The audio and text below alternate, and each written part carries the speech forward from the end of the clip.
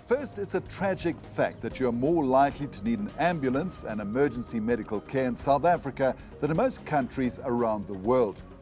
With that background, Claire Mawisa reports that a new regulation with the intention of improving paramedics' qualifications could ironically threaten your life and their livelihoods. Last minute ambulance services, do you have an emergency? Yes, ma'am. Yes, my wife has been shot. She's dying. She's been shot, please. Violent crimes and high accident road deaths make South Africa one of the most perilous countries in the world. With over 14,000 road fatalities reported in 2016, we often rely on emergency caregivers to be our lifesavers. If I don't get up in the morning and come to work and help someone, that person's gonna die. That's the reason that I do it, is to give someone an extra day. I see the ambulance is 3 minutes away. Is your wife still breathing? Tegan Genloud is one of the many dedicated emergency caregivers with over 6 years' experience. Dispatch, we are on scene. On the HPCSA register, there are around 55,000 emergency care personnel with only a 4-week basic life support qualification. Around 18,000 of them are employed by industry, while the rest are either unemployed or worse, underskilled. So, are we receiving the best care there is?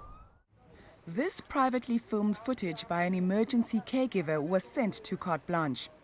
At this accident scene, 2 basic life support medics are attending to some of the injured. We can clearly see that they have omitted to treat a severely injured person, then proceed to load him into the ambulance through the side door, dropping the patient in the process. This kind of malpractice is not uncommon, according to John, a highly experienced advanced life support paramedic. His identity is protected for fear of being targeted by other industry players. The quality, in all honesty, is shocking. They have a certificate that says they're competent in various skills, yet when they come to work, they're unable to perform any of those basic skills. They won't even know if the patient has a pulse or doesn't have a pulse.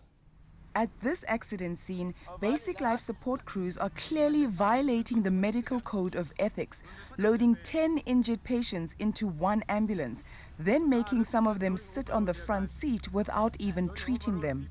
There's a lot of these small little fringe private services popping up. There's no proper regulation, and they don't have the basic equipment that's needed for the patients. They'll put 11, 12, 15 patients inside an ambulance to go and claim against the road accident fund. Rogue elements appear to have emerged within the emergency medical services industry, tarnishing the profession. In addition, dishonest private colleges have mushroomed around the country, offering short courses, churning out basic ambulance assistance by the thousands. People have these high hopes they can go do a 4-week course, pay anything from 8 to 15, 16,000 rands for the 4-week course. They do the course thinking that they're going to become a paramedic, but they're not a paramedic, they're a medic. And now that they have this qualification, they believe they can get employment, and it doesn't happen. After qualifying, desperate basic ambulance assistants can find themselves jobless and penniless. Zodwa Sibanyoni is one such victim. I quit my job to go and study to be a paramedic, as it was a passion of mine. She qualified 3 years ago as a basic ambulance assistant and paid 11,500 rand for her course. They will tell us that, no, it's a jungle out there, but if you do your best and have everything, go for interviews, you'll find a job. So they didn't explain to us that it's going to be as hard as this. I tend to suffer from depression at times. So yeah, my health has deteriorated. Although there are many credible institutions producing competent medics, John knows of some that are unscrupulous. There were some colleges in the Popo where some people were coming on a Friday and on Saturday would fetch their certificate. And when they're employed, what happens is they can't even take a blood pressure. In January this year, the Department of Health introduced a new regulation that no longer recognizes the short course training for all emergency medical services.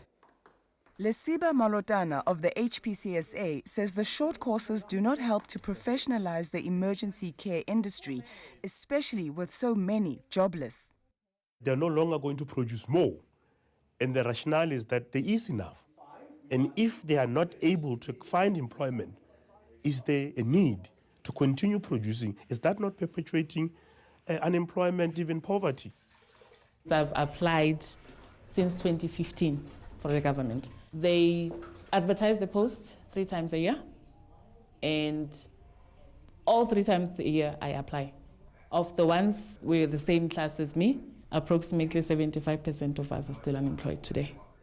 The short courses are just skills-based, whilst if you want to produce a competent, wholesome practitioner, that should be able, why should an entry-level paramedic not end up with a PhD in emergency care? By the end of this year, the 4-week basic life support course will be discontinued and replaced with a full-time 1-year higher certificate. The 4-month intermediate course will be stopped by 2019, replaced with a 2-year diploma. And the 9-month advanced life support course also ends by 2019, replaced with a 4-year degree. Willie Lightfoot, an ambulance service provider and veteran paramedic, says these changes are going to lead to a crisis.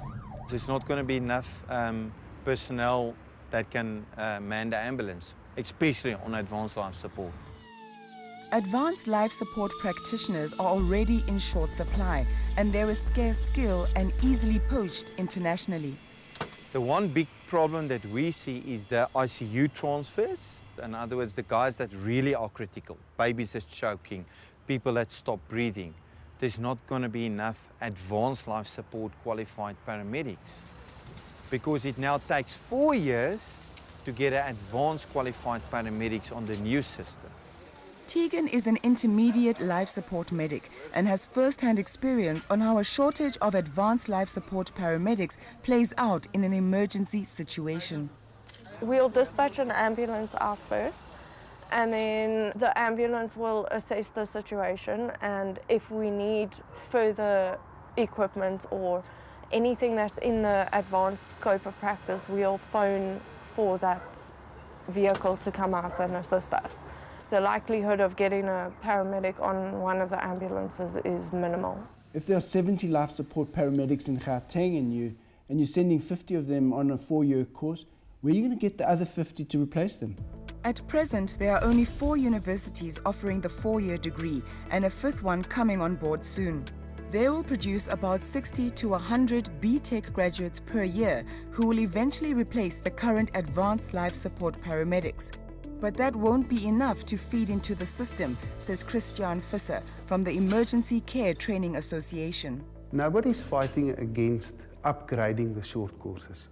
Nobody's saying that we shouldn't have tertiary education. What we are saying is, who's going to fill up the gap between short course trained people and tertiary education?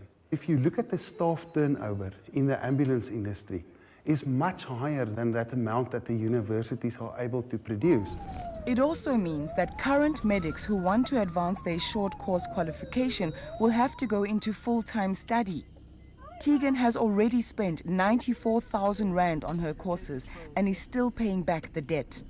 For me, there's no way forward. With my expenses, I can't take 2 years off of work or 4 years off of work and go and study that higher qualification. The problem is, would your company pay for you to take 4 years off work to go and study full-time at university and they employ another paramedic in your place? My company won't do that. They would rather downgrade the current critical care paramedics like us to a lower level. We can't do the skill. If they change the law, I can't help you with pain medicine. I can't give it anymore. The HPCSA is the body that sets the scope for the curriculum for all emergency medical care staff. They admit that the curriculum is below par. I think one of the biggest things we must never do is to pretend that these people have not been the backbone of health system provision. Unfortunately, the difficulties then say when the course was so badly designed that it can't be repackaged to be able to articulate into something. Discussions have been ongoing since 2003 to upgrade the qualification, but stakeholders feel like the voice of the industry is falling on deaf ears. We've written many letters to the Health Professions Council asking them, do you understand the implication of closing down the short courses? Do you understand what's going to happen to the industry and the public? We know nothing. We haven't received any information. Everything is done behind closed doors. In 15 years, I've had one newsletter posted to me. As part of the fallout, many of the colleges offering short courses will have to close down. Accreditation is a long and costly process. At the moment, there are around 30 private education and training providers that will have to close their doors.